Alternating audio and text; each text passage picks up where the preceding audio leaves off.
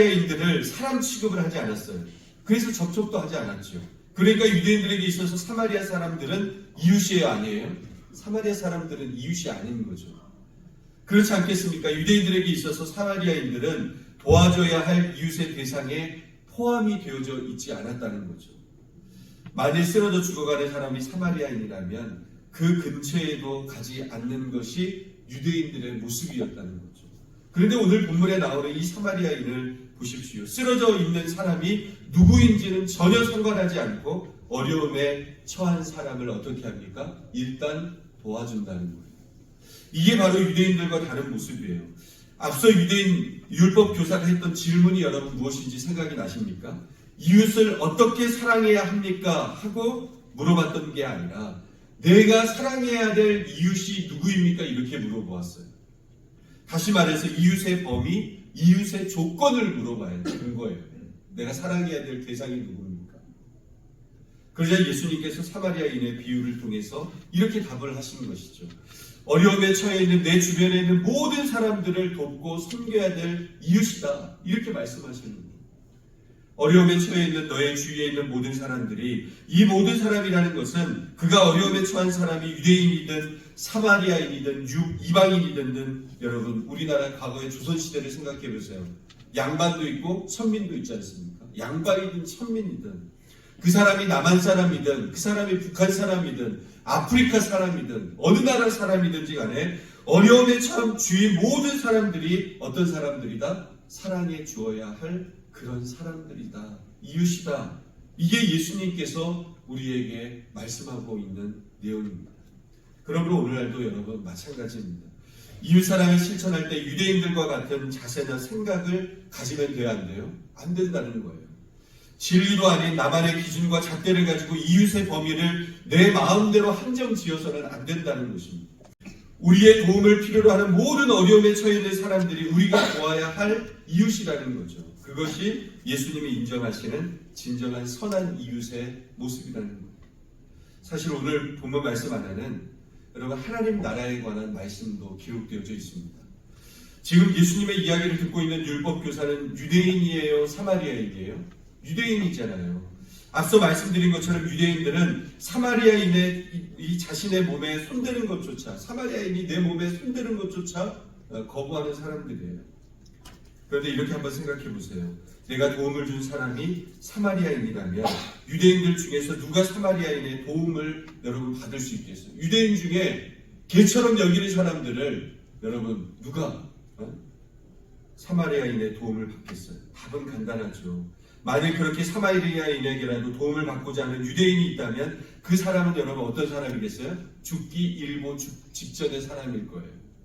적당히 아파서는 사마리아인의 도움을 받을까요? 안 받을까요? 적당히 아파서는 사마리아인의 도움을 안 받는다는 거예요.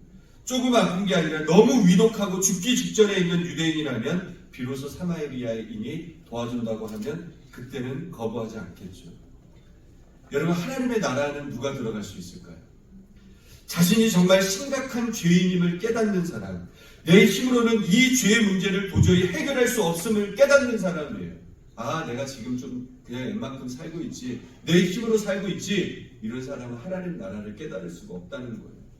예수님의 도움을 기꺼이 받아들이는 자가 하나님 나라에 들어갈 수 있는 사람이다, 그 말이에요. 예수님께서 이런 말씀하셨어요. 건강한 자에게는 의원이 쓸데 있다 그랬어요? 의사가 쓸데 없다 그랬어요.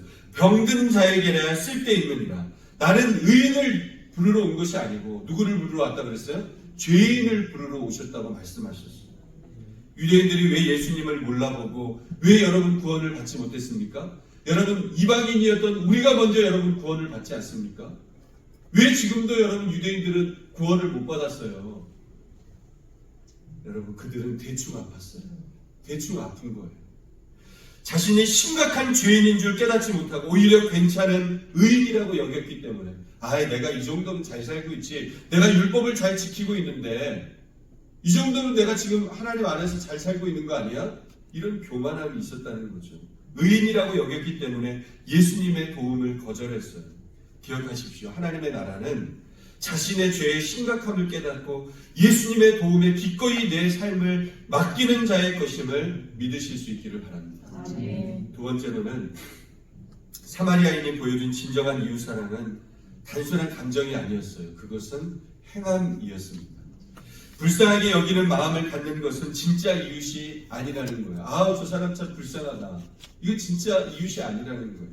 앞서 스쳐 지나갔던 제사장과 레위 사람들 생각해 보십시오. 스쳐 지나가면서 불쌍한 마음 가질 수 있었겠죠. 결과는 스쳐 지나갔지만 제사장이 지금 예배 시간 내가 예배 인도해야 되는데 내가 도와주지는 못하지만 저 사람 참 불쌍한 사람이네. 불쌍히 여기는 마음 가질 수 있잖아요. 그런데 불쌍하게 여기는 마음만 가져서는 진짜 이웃이 아니라는 거예요. 실제적인 행함이 없는 마음만 가지고서는 우리는 그것을 긍휼이다, 사랑이다 이렇게 이야기하지 않는다는 거예요. 행함이 없는 믿음은 어떻다고 그랬어요? 죽은 믿음이라고 말하지 않았습니까?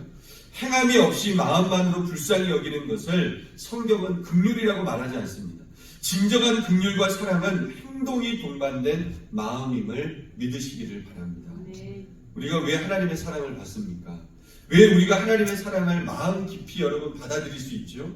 왜 우리가 예수님의 사랑에 예수님께서 나를 용서해 주신 것, 그 감격을 여러분 왜 기뻐하십니까? 이유는 여러분 간단해요. 우리를 향한 하나님의 사랑과 긍휼은 반드시 행함이 동반된 사랑이었고 긍휼이었기 때문이에요. 요한복음 3장 16절 말씀을 보십시오. 하나님이 세상을 이처럼 사랑하사 이것으로 여러분 끝났다고 한다면 누가 하나님의 사랑에 감격할 수 있겠어요? 그냥 하나님이 우리를 향해서 내가 너 사랑해 말로만 했다고 생각해 보세요. 누가 그 사랑에 감격하고 누가 그 사랑에 자신의 삶을 던질 수 있겠어요? 여러분 세계 많은 선교사님들이 파송되었는데 하나님이 그냥 너 사랑해 그걸로만 여러분 했다면 그 선교사님들이 눈물을 흘려 자신의 삶을 던져서 젊음을 던져서 그렇게 복음을 증거할 수 있겠습니까? 우리가 하나님의 사랑에 감격하고 하나님 사랑에 내 삶을 던지는 이유는 그 사랑은 여러분 말뿐인 사랑이 아니라는 거예요. 요한복음 3장 16절에 하나님이 이처럼 세상을 사랑하사 무엇을 주셨다고 그랬어요? 독생자를 주셨다. 이렇게 말씀하셨어요. 여러분 구체적인 행함이 있었다 그 말이죠.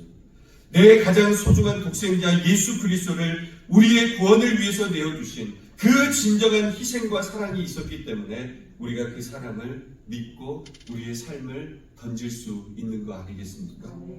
야고보서 2장 15절 16절 말씀 우리 함께 읽어봅니다. 시작. 만일 형제나 자매가 헐벗고 일용할 양식이 없는데 너희 중에 누구든지 그에게 이르되 평안히 가라 덥게 하라 배부르게 하라 하며 그 몸에 쓸 것을 주지 아니하면 무슨 유익이 있으리요. 여러분 행함이 없는 마음만 가지고서는 사랑도 아니고 긍휼도 아니라는 거예요. 하나님이 찾는 하나님이 인정하는 선한 이웃이 여러분 되기를 원하십니까? 그렇다면 마음만 가지고는 안 되고 반드시 행함이 뒤따라야 되는 거예요. 오늘 본문에 나오는 사마리아인이 응급조치를 해주고 주방으로 데려다주고 데나리온 2를 주면서 비용을 지불하고 내가 나중에 다시 돌아올 때 더 쓴 것이 있으면 내가 그 비용 다 대주겠습니다. 이렇게 구체적인 행함이 있었던 것처럼 행함이 없는 마음뿐인 사랑과 긍휼은 여러분 뭐예요? 가짜라는 거예요. 가짜.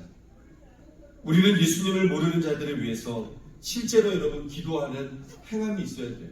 전도 대상자들을 위해서 끝까지 기도하는 행함이 있어야 됩니다.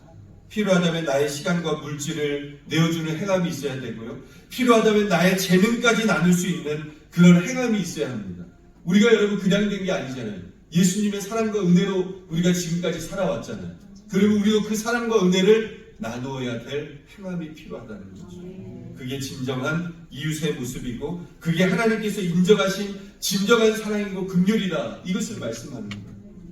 저는 바라게 오늘 본문에 나오는 사마리아인처럼 행함이 동반된 진실한 마음으로 하나님과 이웃을 사랑하는 우리 모두가 될 수 있기를 주님의 이름으로 축원합니다. 마지막 세 번째로 사마리아인이 보여준 진정한 이웃사랑은 단 한 번의 도움이 아니에요.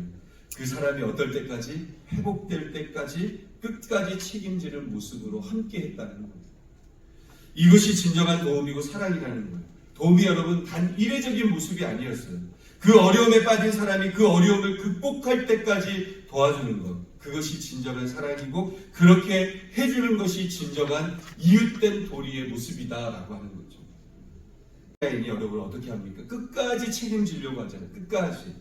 영혼을 끝까지 책임지려고 하는가? 강도 만나서 중태에 빠진 사람이 회복될 때까지 저 갈 길이 있어서 여행 갔다가 다시 이곳에 올 테니까 이 사람 좀 잘 돌봐주십시오. 추가 비용이 들면 내가 이 비용 다 지불해 드리겠습니다. 이게 여러분 오늘 사마리아인의 모습이라는 거예요. 끝까지 책임지려고 하는 거예요. 한번 따라해보세요. 끝까지 책임집시다. 여러분 이걸 기억하셔야 돼요. 이웃을 향한 진정한 사랑이란 진정한 도움이란 오늘 본문의 말씀에 나오는 이 사마리아인처럼 도움이 필요한 그 사람이 회복될 때까지 돕는 것입니다. 왜 하나님의 사랑이 여러분 귀해요? 우리를 사랑하실 때 여러분 어떻게 사랑하셨어요? 끝까지 사랑하셨어요. 끝까지 사랑하신다는 것은 여러분 책임을 져주겠다는 거예요. 여러분 우리는 이 세상이 마지막이 아니잖아요. 우리는 하나님의 나라가 분명히 우리에게 있지 않습니까? 끝까지 책임져주는 사랑입니다. 우리를 예수님 믿게만 해주시고 우리가 예수님 믿고 교회 나온 이후부터는 너희들이 알아서 살아라 방치하시고 던지시는 하나님이시라면 누가 그 사랑에 우리의 몸과 마음을 던질 수 있겠어요?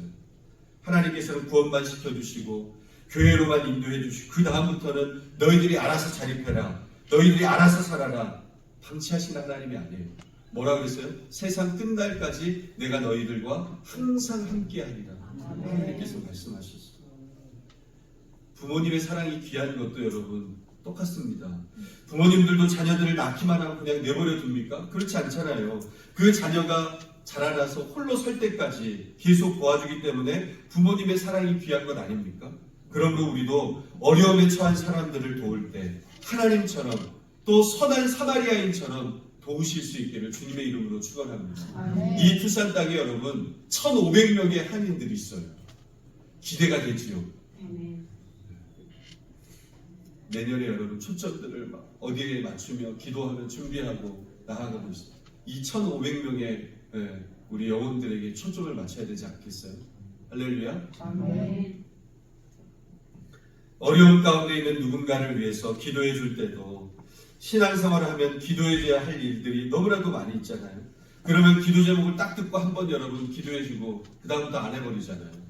한번 기도하는 것도 중요한 거지만 근데 여러분 우리 그리스도인들이 참 실수하는 게 뭐냐면 아우 기도해주겠습니다 이러면서 기도해야 안 해요?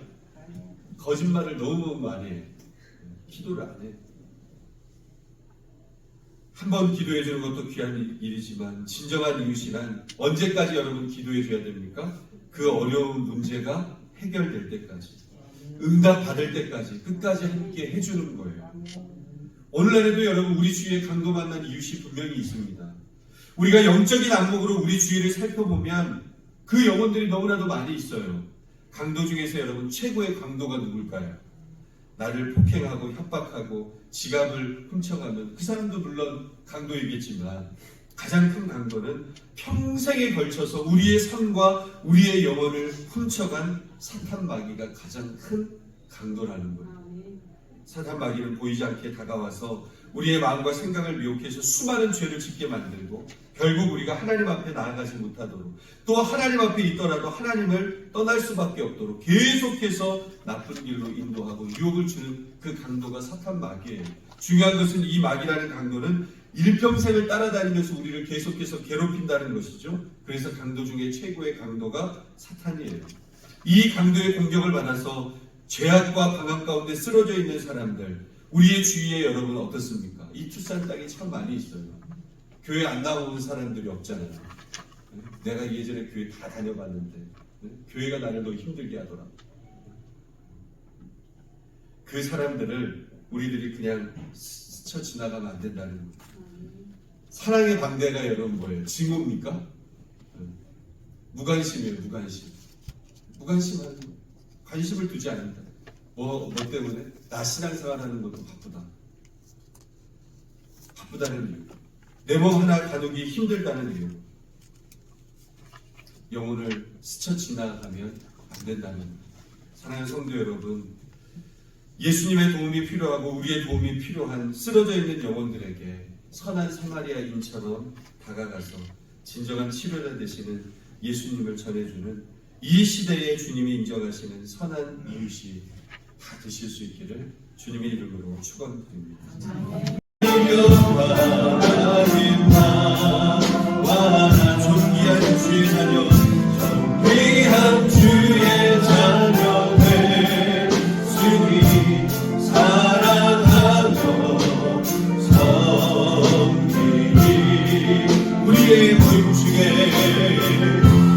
우리의 모임 중에 임하시니 하나님 영광 하나님 나와라